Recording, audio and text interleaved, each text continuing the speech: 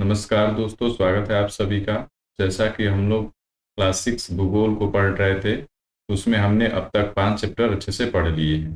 तो आइए आज हम छठे चैप्टर को पढ़ते हैं और समझते हैं। आप देख रहे हैं छठे चैप्टर का नाम क्या है? हमारा देश भारत। दोस्तों, हमारे देश का नाम भारत कैसे पड़ा, इसके बारे में हमने इतिहास के बारे में पढ़ा है। हमने क्लास 6 के ही इतिहास में जो पढ़े थे पीछे के चैप्टर, उसमें हमने पढ़ा है कि हमारे देश को इंडिया तथा भारत बोला जाता है।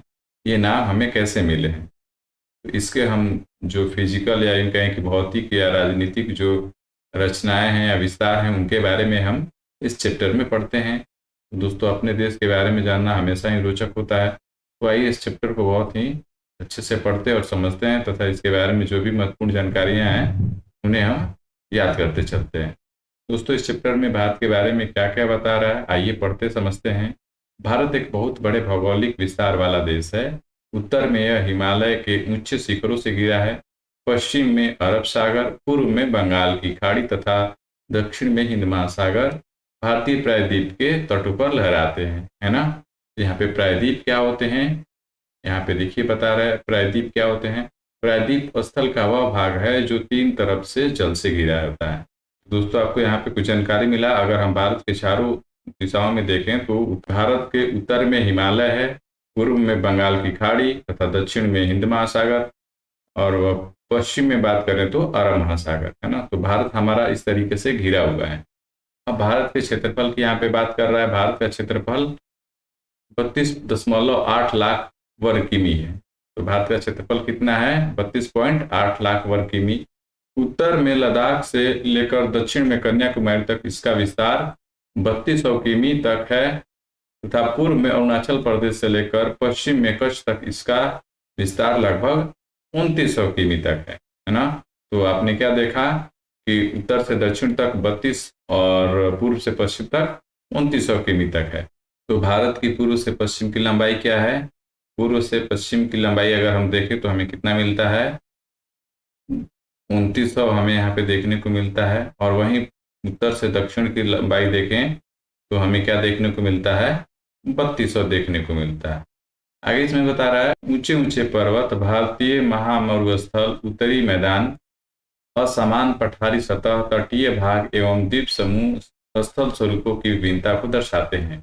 यहाँ जलवायु, वनस्पति, वन्य जीवों के साथ साथ भाषा एवं संस्कृति में भी बहुत भिन्नता है।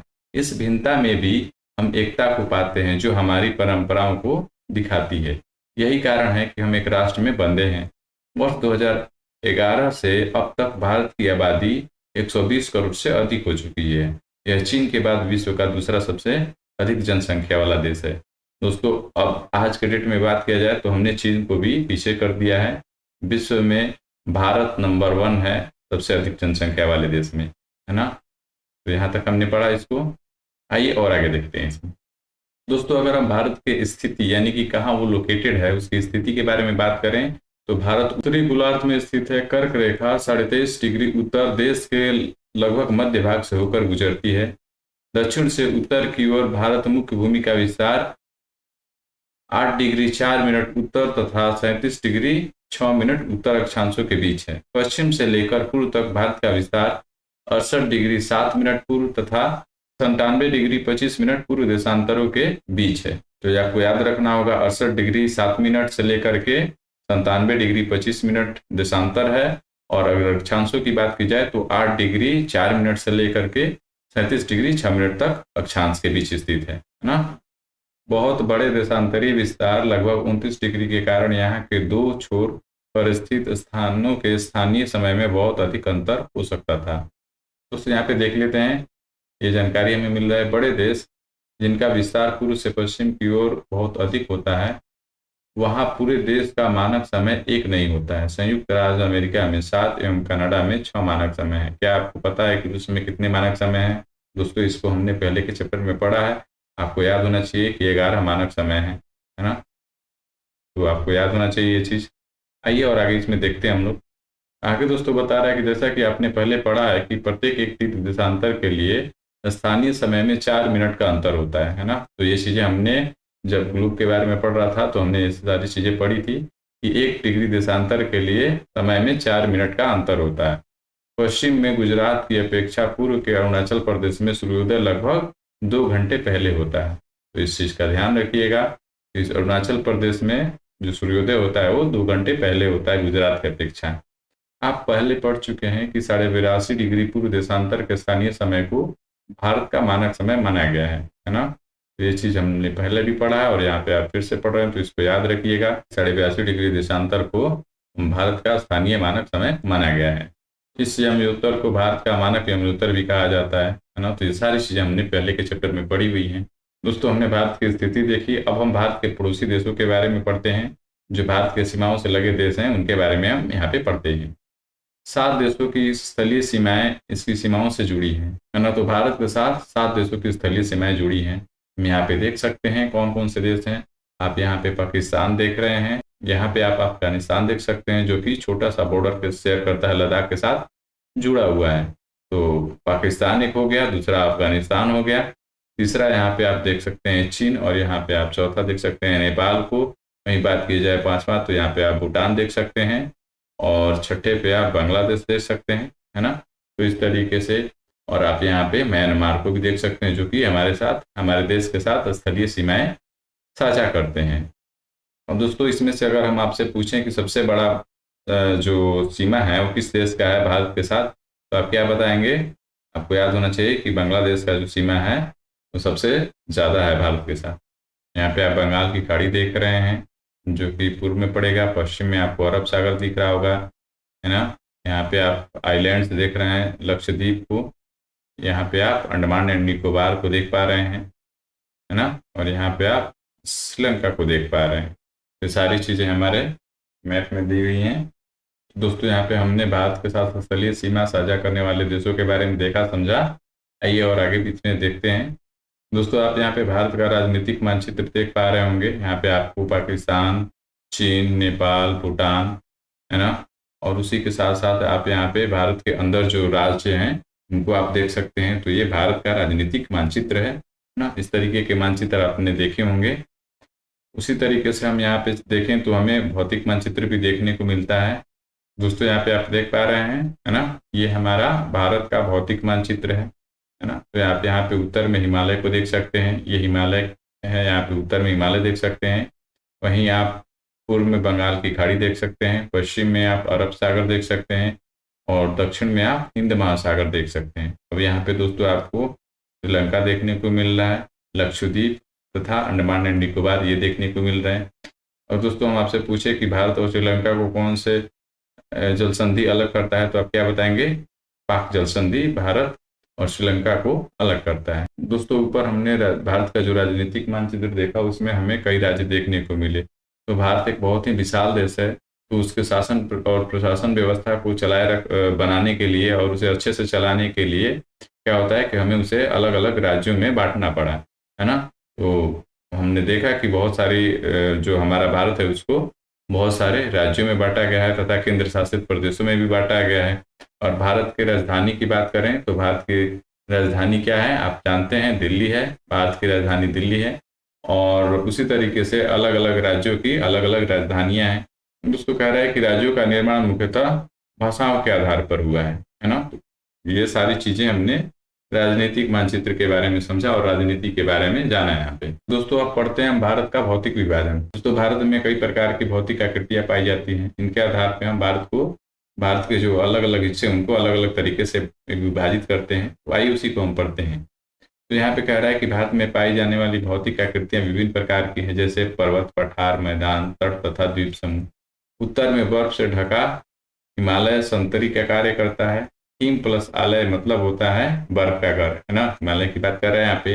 हिमालय पर्वत को 3 प्रमुख समानांतर श्रृंखलाओं में बांटा जाता है ना। तो इसको हम समझते हैं। यहाँ पे सबसे उत्तर में स्थित श्रृंखला को बृहद श्रृंखला या हिमाद्री कहते हैं। इसी श्रृंखला में विश्व की सबसे ऊंची शिखर है। तो विश्व की सबसे ऊंची शिखर कौन सी है? माउंट एवरेस्ट, जिसको कि हम पढ़ते हैं, है ना। आगे कह रहा है कि मध्य हिमालय या हिमाचल हिमाद्री के दक्षिण में स्थित है। बहुत से लोकप्रिय पहाड़ी स्थान यहाँ स्थित हैं। और बता रहा है शिवालिक सबसे दक्षिण में स्थित श्रृंखला है ना। तो यहाँ पे क्या बता रहा है कि हिमालय पर्वत को मुख्यतः 3 समानांतर श्रृंखलाओं में बांटा गया है। तो अगर हम इस तरीके से देखें तो सबसे उत्तर, उसके बाद और उसके बाद का तो इस 3 श्रृंखलाओं को अगर देखें तो सबसे उत्तर वाले को हम लोग क्या बोलते हैं, हिमाद्री बोलते हैं। सबसे उत्तर वाले को हम लोग हिमाद्री बोलते हैं, है ना, और या उसे बृहद हिमालय कह सकते हैं। बीच वाले को हम लोग हिमांचल या मध्य हिमालय कहते हैं। वहीं सबसे लास्ट वाले को या दक्षिण वाले को देखें तो उसको हम लोग शिवालिक बोलते हैं। तो इस चीज को आप याद रखिएगा, कई बार एग्जाम में पूछा गया है। देखिए दोस्तों, यहाँ पे बता रहा है जलोढ़ निरपेक्ष के बारे में। ये नदियों के द्वारा लाई गई बहुत महीन मिट्टी होती है तथा नदी बेसिन में निक्षेपित कर दी जाती है। सहायक नदी किसे कहते हैं? एक नदी या सरिता जो कि मुख्य नदी में किसी भी इस तरह से आकर मिलती है तथा अपने जल को मुख्य नदी में विसर्जित करती है, उसे हम सहायक नदी कहते हैं। हिमालय के दक्षिण में भारत का उत्तरी मैदान स्थित है। ये मैदान समतल तथा सपाट है। ये मैदान सिंधु, गंगा, ब्रह्मपुत्र तथा इनकी सहायक नदियों द्वारा लाए गए जलोढ़ निरपेक्षों से बने हैं ना। तो हमने ऊपर में अभी जस्ट पढ़ा कि जलोढ़ निरपेक्ष क्या है तथा सहायक नदियाँ क्या होती हैं। तो ये बता रहा है कि ये मैदान सिंधु, गंगा, ब्रह्मपुत्र तथा इनकी सहायक नदियों द्वारा लाए गए जलोढ़ निरपेक्षों से बने हैं। नदियों के ये मैदान कृषि के लिए उपजाऊ भूमि प्रदान करते हैं। यही कारण है कि इन मैदानों में जनसंख्या अधिक है ना। भारत के पश्चिमी भाग में भारतीय महामरुस्थल स्थित है। यह शुष्क, गर्म तथा रेतीला स्थल है। यहाँ वनस्पति की मात्रा बहुत कम है। उत्तरी मैदानों के दक्षिण में प्रायद्वीपीय पठार स्थित हैं। इसकी आकृति त्रिभुजाकार है। इसका धरातल काफी ऊंचा नीचा है। इस क्षेत्र में बहुत सी पहाड़ी श्रृंखलाएं तथा घाटियां स्थित हैं, है ना दोस्तों। तो अब तक हमने क्या क्या देखा इस चैप्टर में? हिमालय की 3 श्रृंखलाएं देखी। सबसे उत्तर में आपको हिमाद्री, उसके बाद हिमाचल, और उसके सबसे दक्षिण में अगर बात करें तो शिवालिक देखने को मिल गया। वहीं हिमालय के दक्षिण में बात किया जाए तो भारत के उत्तरी मैदान देखने को मिलते हैं। ये मैदान किस तरीके से बने हैं? सिंधु, गंगा, ब्रह्मपुत्र तथा इनकी सहायक नदियों के द्वारा लाए गए जलोढ़ निरपेक्षों से बने हैं। और ये जो मैदान है ये काफी उपजाऊ हैं। इसी के चलते हम देखते हैं कि इसमें बहुत अधिक जनसंख्या भी देखने को मिलती है। भारत के पश्चिम भाग में देखें तो भारतीय महामरुस्थल देखने को मिलते हैं न, जो कि बहुत ही गर्म, शुष्क तथा रेतीले स्थल हैं। यहाँ पे हमें वनस्पति भी बहुत कम देखने को मिलती है। वहीं दोस्तों बात की जाए तो दक्षिण में, तो दक्षिण में हमें प्रायद्वीपीय पठार देखने को मिलते हैं। इनकी आकृति कैसी है? त्रिभुजाकार है। इसका धरातल काफी ऊंचा नीचा है तथा यहाँ पे बहुत सी पहाड़ियों की श्रृंखलाएं तथा घाटियां देखने को मिलती हैं। आइए और आगे देखते हैं इसमें। और बता रहा है दोस्तों कि इसके उत्तर पश्चिम में अरावली श्रृंखला स्थित है, जो विश्व की सबसे पुरानी श्रृंखला है ना। तो उत्तर पश्चिम में आपको क्या देखने को मिल रहा है? अरावली श्रृंखला मिल रहा है, जो कि विश्व की सबसे पुरानी श्रृंखला है। विंध्या एवं सतपुड़ा भी महत्वपूर्ण श्रृंखलाएं हैं। इन श्रृंखलाओं से होकर नर्मदा तथा तापी नदियां बहती हैं। तो विंध्या एवं सतपुड़ा से कौन सी नदियां बहती हैं? नर्मदा एवं तापी। को आप याद रखिएगा। ये पश्चिम की तरफ बहने वाली नदियां हैं जो कि अरब सागर में गिरती हैं। दोस्तों आप अगर पढ़ेंगे तो देखेंगे कि बहुत सारी जो ज्यादातर नदियां होती हैं वो आपको बंगाल की खाड़ी में जाकर के मिलती हैं। यहाँ पे आपको 2 नदियां देखने को मिल रही हैं, नर्मदा तथा तापी, जो कि पश्चिम की ओर बहती हैं तथा अरब सागर में जाकर के गिरती हैं। तो इस लिहाज से आप इन दोनों नदियों का नाम याद रखिएगा। ये कहाँ से निकलती हैं?